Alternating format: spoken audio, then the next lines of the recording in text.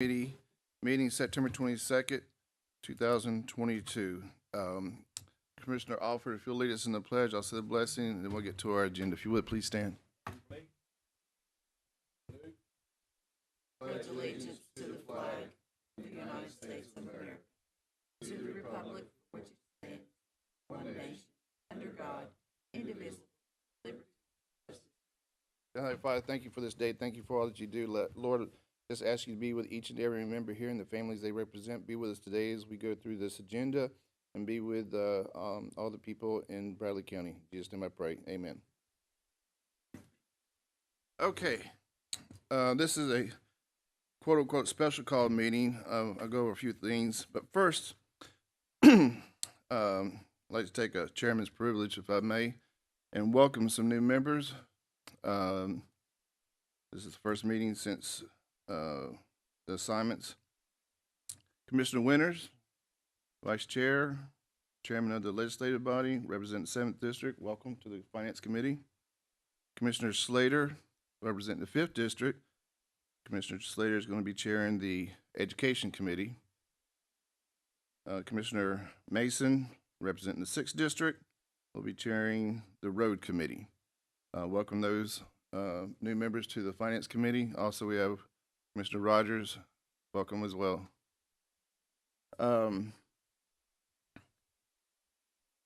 Next thing I want to go over real quick before we get into the agenda is kind of how you guys have all seen this. I think you've attended Finance Committee meetings, but kind of a little behind the scenes, if you will. Not that there's not transparency.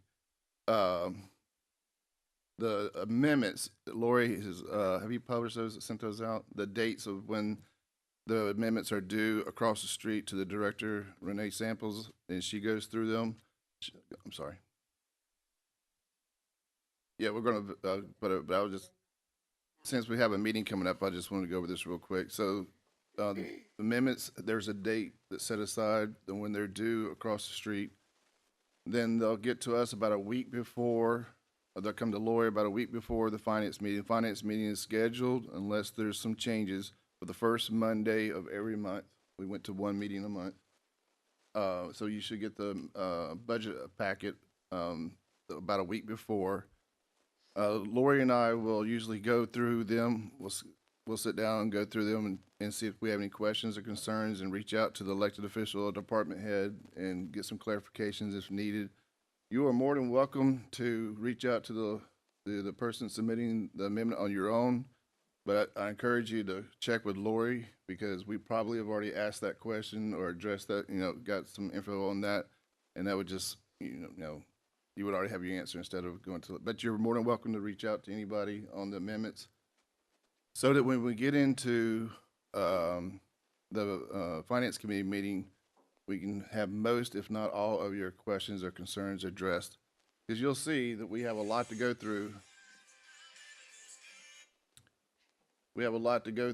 And once we make a motion, get a second, we're obviously in discussion, but you'll see that we can have up to 40 or 50 amendments to go through. So as much as we can get work done beforehand, the better our meetings go, right? So I just want to let you know that kind of schedule, what goes on with finance. Any questions on that? Good? All right. Going to our agenda, I just chatted with the mayor. He doesn't have a report. He'll have his mayor's report at our October 3rd meeting. We'll go straight into the budget amendments.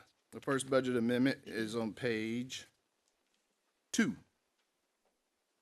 As you see right here, Bradley County Schools, Fund 141. She's moving money. She's decreasing her fund balance, $4,258,608, and she's increasing her expenses, staying in the same fund, and she itemizes the lines right there. And then you'll see the supporting documentation. And this, obviously, before, correct me if I'm wrong, Susan, before amendments come from the school budget, it's gone through before their school board. They've already voted on this, so they've already approved it before they send it over to us. All right?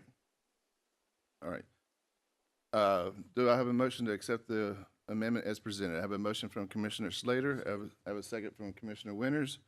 Any discussion? Susan's here to answer any questions Commissioner Alford, you're recognized. Susan? Goes back to what I repeated last time we had a meeting, additional capital outlay projects as approved by the board. We don't have any idea what those projects might be. Goes back to that. What I'd like to see is some of the stuff that they're gonna spend this on, same way with some of the departments, when they just say, So when this was presented to the school board, did they itemize how the $4 million is gonna be spent? They did, and Yeah. I was thinking that I'd already handed out the list of what they potentially thought they wanted to use it for. It did not have dollar amounts attached to your list. it didn't. now it That's why, does? it does, that's why I wanted to see that. Okay, so I've got my copy, and you're welcome to make a copy for them. One reason the last one didn't include dollar amounts is that we were still waiting on some quotes, and we didn't have everything finalized. But it's still not finalized in the sense that they can still go back and adjust kind of how they allotted it. But that's kind of what they budgeted it for, and those were the projects that were their top priorities.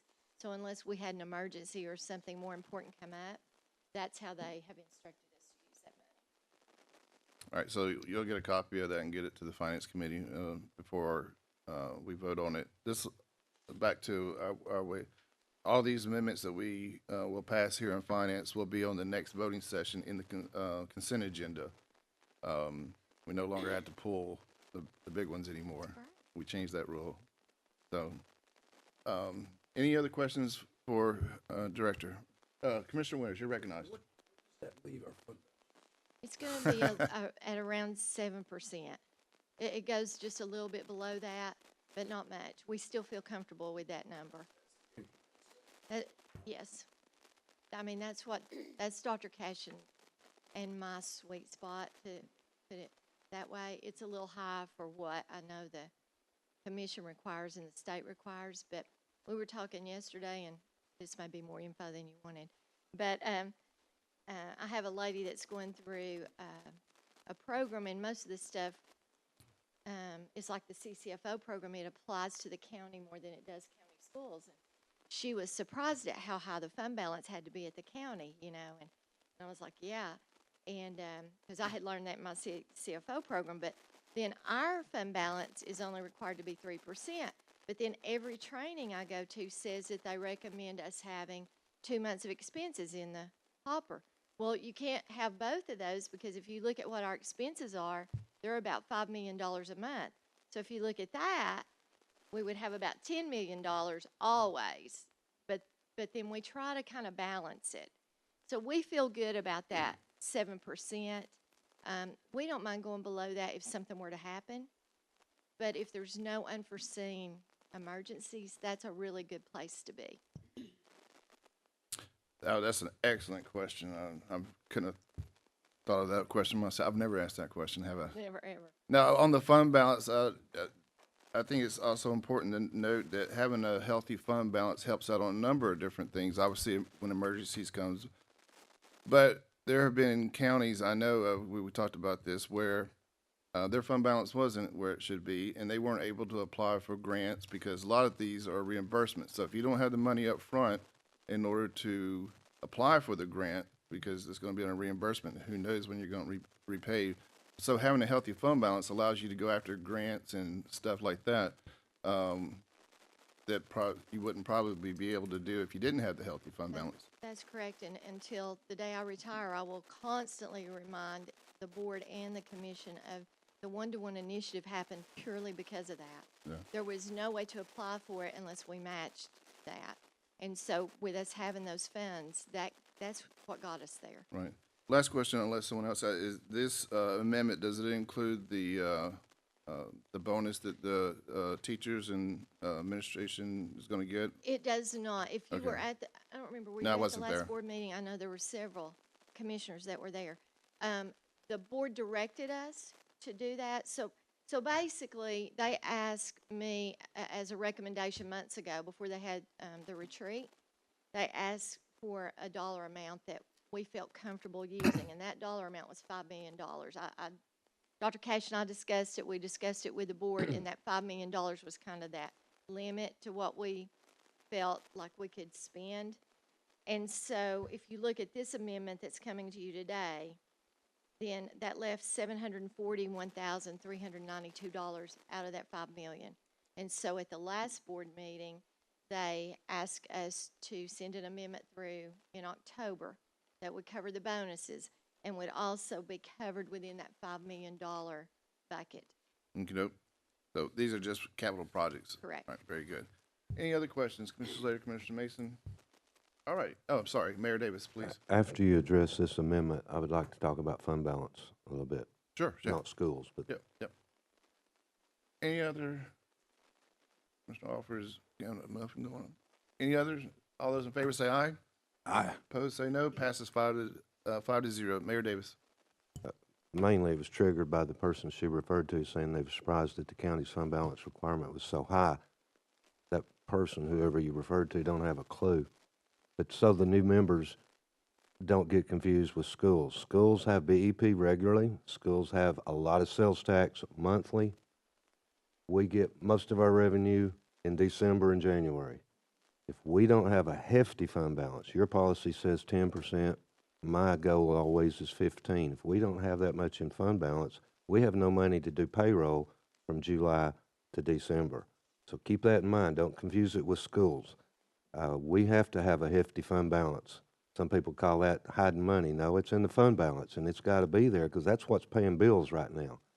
In the past, there's had to be short-term loans done to get through those payroll times. So, our policy requires 10. It should be higher. But the only reason we haven't increased it is if you increase it and you don't meet it, then you have an audit finding. So we haven't increased the policy, but we always strive for 15 to 20%, and usually we're in the teens. So I just wanted to point out the differences. And I think this program that this person is in is an out-of-state program, and I believe in that state it's a 17% requirement.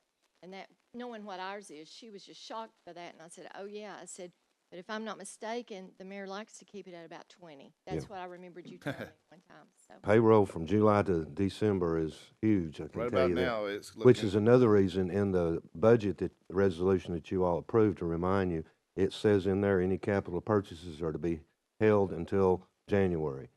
That's cash flow issues again. When the revenue starts coming in, it's not a problem. Now, trustee will tell you he's fixed that. I mean, he's improved that. And there are some that starts coming in because people on the equal monthly payment plan, but in the overall scheme of things, that's peanuts. So we still have to have that fund balance.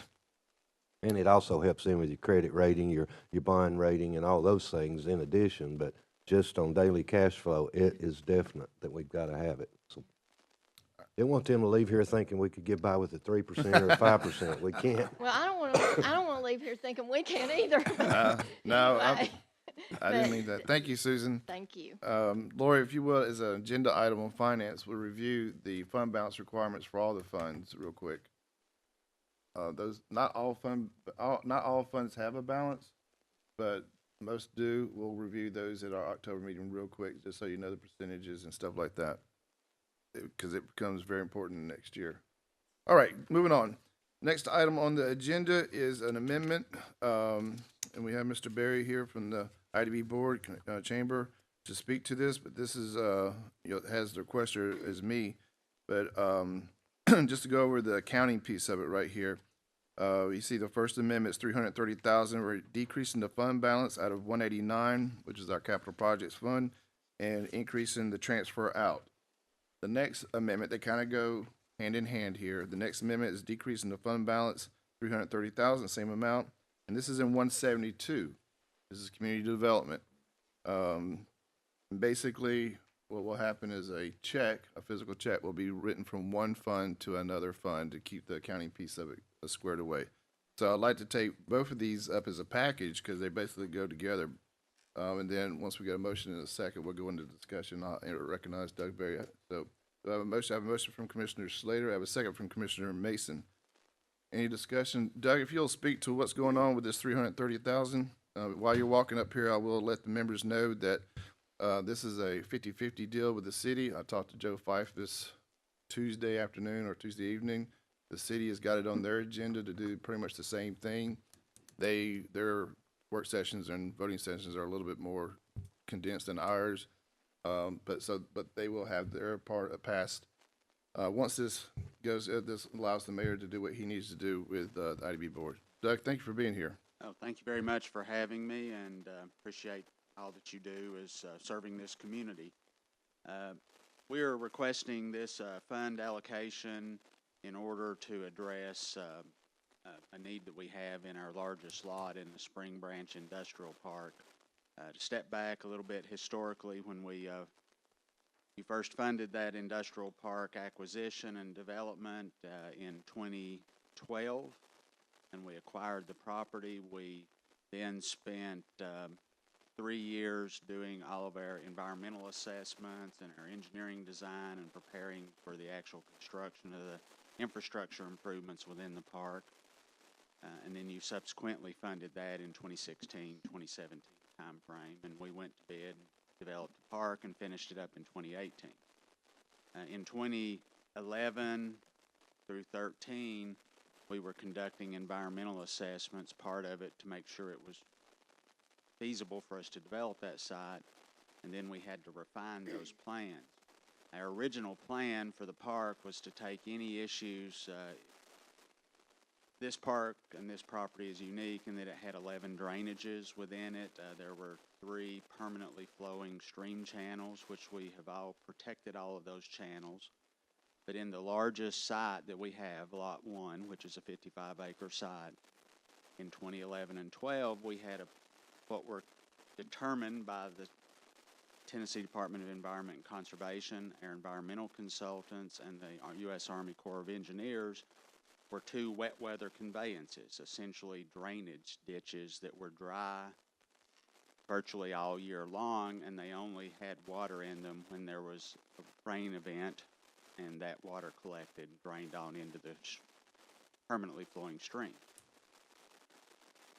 When we met with the regulatory agencies at that time, we were making a proposal to do on-site mitigation ourselves. We were going to do stream reconstruction in the permanently flowing streams, which had been damaged from agricultural impacts, surcharges from interstate construction, and the channelization of that runoff into non-traditional channels that they would naturally flow into. And we felt as though it was important for us to be environmental stewards and reconstruct those stream beds to where they properly functioned, and no longer eroded. And we were also going to do wetland enhancement along the main drainage through the park that takes all of that drainage on to other parts of the county and into Brimer Creek. That was agreed to verbally by the state of Tennessee and the Corps of Engineers. When we came back to specifically address a grant to start grading of Lot 1, and that was a $1 million grant we received from the state of Tennessee, we went and did another review of those channels because of the length of time it had been since we had that first determination. And the state of Tennessee came back to us and reclassified those against our data to be considered a stream channel. They do not flow year-round. They flow in basically at the end of the winter for a period of about 2 months.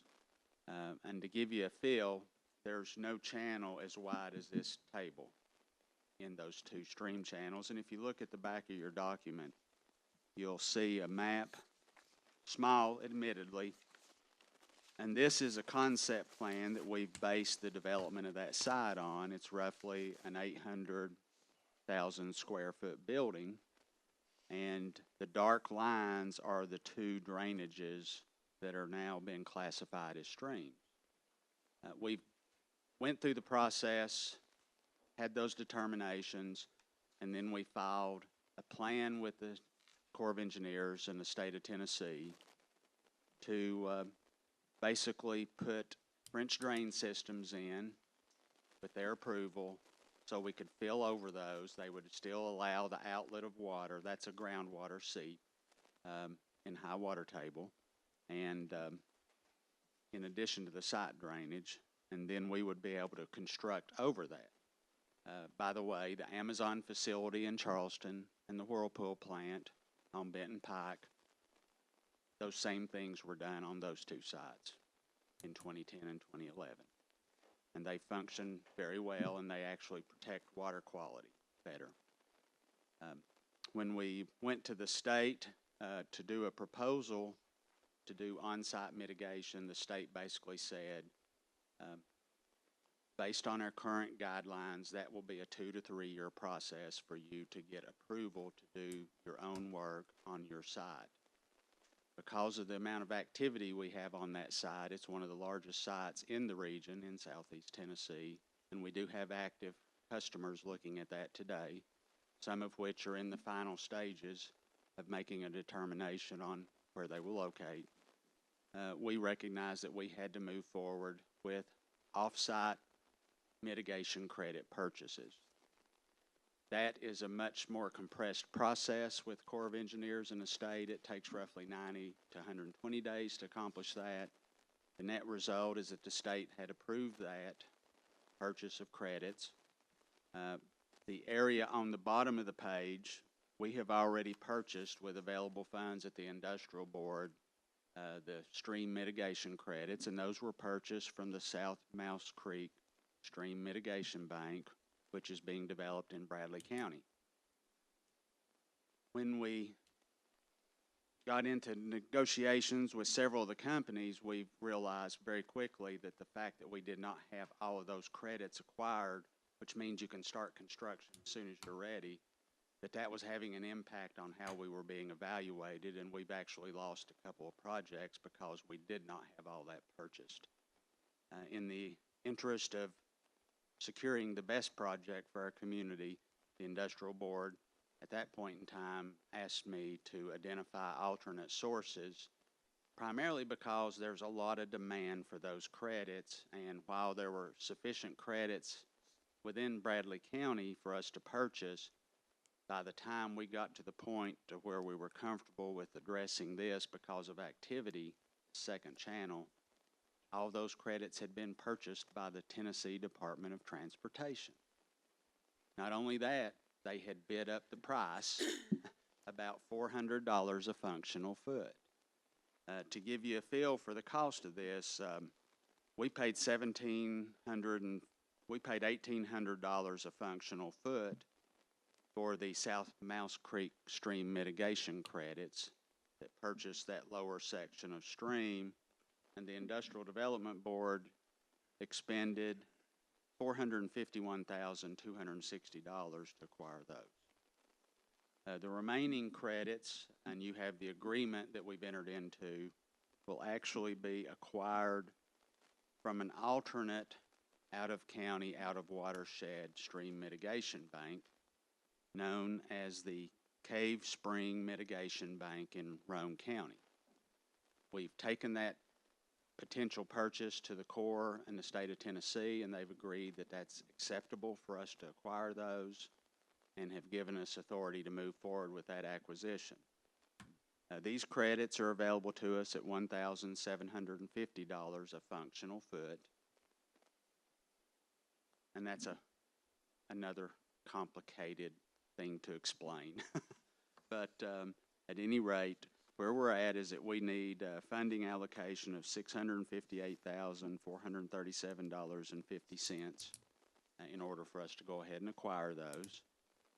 It is the intent of the Industrial Development Board as we actually sell property and close on deals to return those funds back to the account so that we can actually be proper stewards of the funding that we've been. Thank you, Doug. Mayor, when you say that returns that back to the fund, that the money's going to be returned back to the city and the county. Yes. Right. Mayor, on that, will it go back to 172 or 189, or does it matter? It will go back to 189 where it 189. came from, is where it should go. All right, yes. that's where it originally came from. Very good. Any questions for Mr. Berry on what we're doing here on purchasing the credits so they can continue development? Mr. Commissioner Rogers, if you have anything, please, you're more than welcome. And Mr. Chairman, if I could Please. say something, just to further explain, the money that we have to do this is in 189. We can't use 189 because it's capital projects and you have to have an asset after you purchase. This is not an asset we're gonna have. It belongs to the Industrial Development Board. So that's why we're asking to transfer it to the proper fund, which is 172. 172 was set up for this very thing, except right now, the only revenue going into it is hotel motel, and there's enough going into it to cover the bond payment for the industrial park. There's not access yet. Over time, hopefully there will be. So that's why we're having to transfer from one fund to the other. We couldn't really do it out of 189.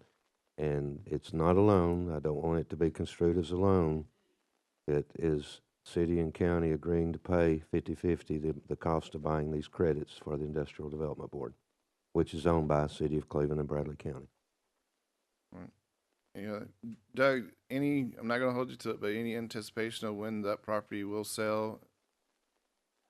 You know, I can't make any direct Sure. promises because we're negotiating, but we are currently one of two sites remaining in the evaluation of the project. That would be a substantial investment and job creator for the community. And we believe we're certainly will have a final decision on that by the end of the year. And we are on a regular basis are submitting that site for projects because it's at a scale that we're seeing a lot of activity at. Very good, thank you. Remember, we're taking both these amendments as a package, right? That's how we, motioned them together. Second. Any further discussions? Commissioner Alford, recognized. Just a question, Mayor, on that 189, taking that money out of 189, is that gonna reduce our ability to do any other capital that projects out of that 189? at a Nothing future that's, date? nothing that's not already budgeted. Well, it will, but it doesn't affect our budget. It will affect the fund balance in that fund, but you still have a hefty. But we're gonna get repaid before the end of the budget year. I mean, Again, don't use that terminology, because I don't want odds for saying we did a loan here. No, We are purchasing these credits for them. yeah, there's no terms, there's no interest or anything, it's just, By the way, those credits are an asset on the industrial development. yeah. They do have value in the marketplace. Commissioner Winters, please. This is a point of context.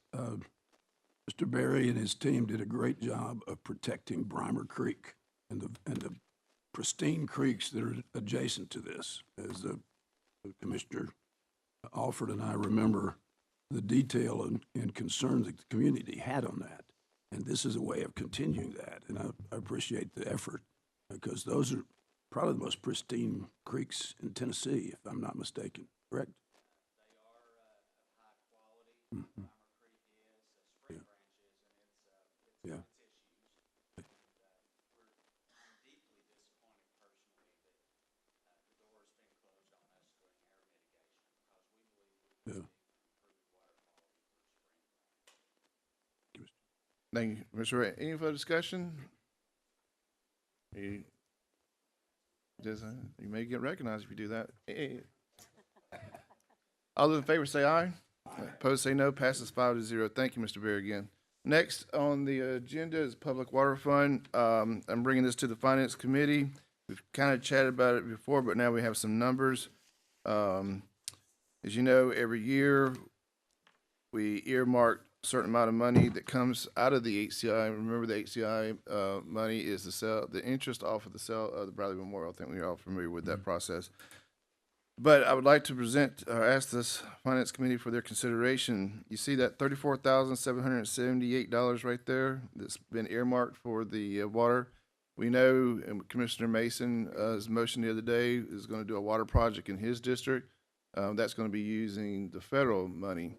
What I'd like for this committee to consider is taking that earmark kind of away, or just put a moratorium until we use up the money that we put into the water bucket, use that terminology. I think it's a good idea to let that 34,000 go into the HCI general, I'm calling it the general grant process, which is going to start here pretty soon with Lori calling the HCI committee together. This will give them, you see the $74,570 right there, and you add that 34,000 to it, that'll give them a little over $100,000 to grant out this fall. So if that's something that this finance committee would do, we'll take that up and get it passed by the full commission. Lori will tell the HCI committee how much they have to grant out. Commissioner Slater, please.